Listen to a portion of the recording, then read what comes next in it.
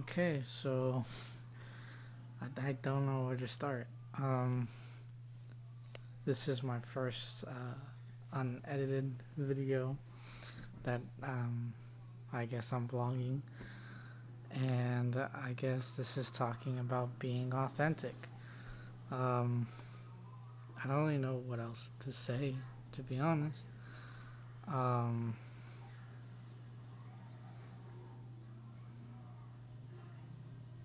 that's better lighting. That's great lighting, isn't it? Ooh, you can see everything now in my room. Um, so I guess I should start off by why I'm doing this.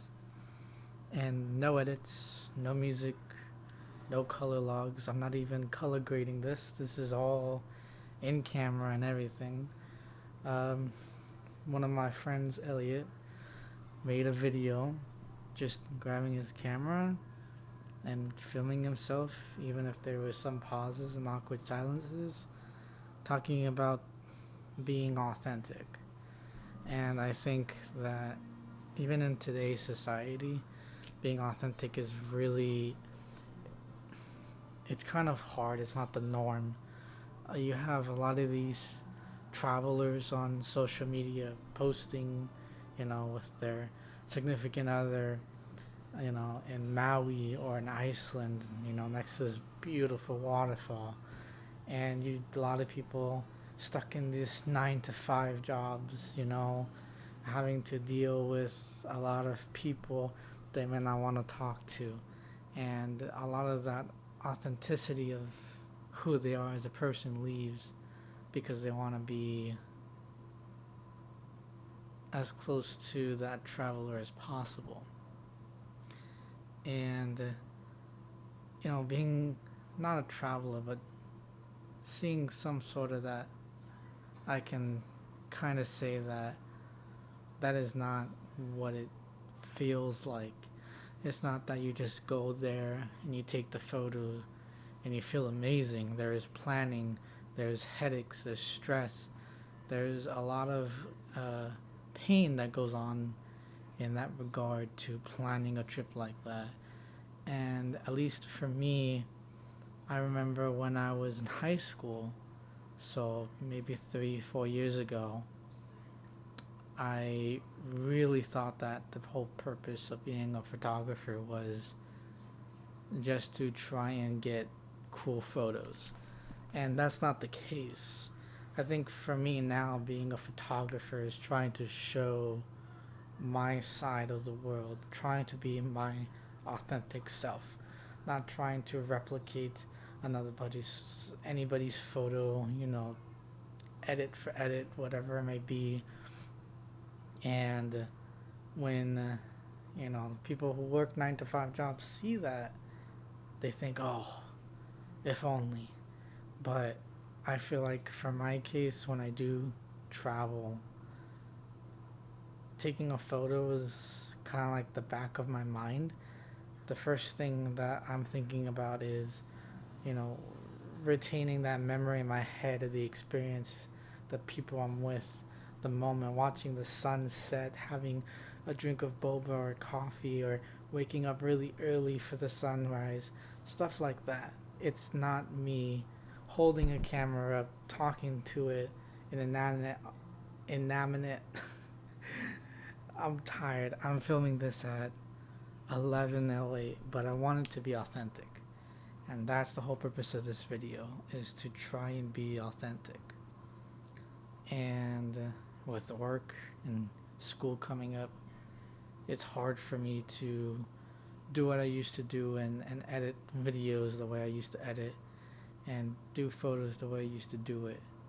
And I think that's just because I want my photos to look a certain way, when what I should just be doing is, yeah, I can come up with an idea, but I think just putting myself out there as myself and not as Sam Calder or Peter McKinnon or whoever, trying to replicate their style or their way of life by vlogging or getting an expensive camera or whatever, or an expensive mic.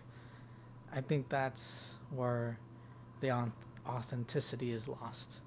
And I think social media definitely has a very big part to play in it. But I think that at the end of the day, if you want to be being yourself is the best way to live, in my opinion, because then you get to see a side of yourself that you never really thought of. Sometimes I feel lonely. Sometimes I feel, upset at the world just because I don't want to deal with people. So I come home and I sit on my bed and I don't do anything but watch YouTube and just relax. And that's not necessarily a bad thing, but sometimes that can ruin, you know, being who you want to be. Like maybe, yeah, being yourself is watching YouTube on the bed, but I think it goes to a certain extent of if you watch too much YouTube, are you going to start acting like them? Are you going to be influenced by them?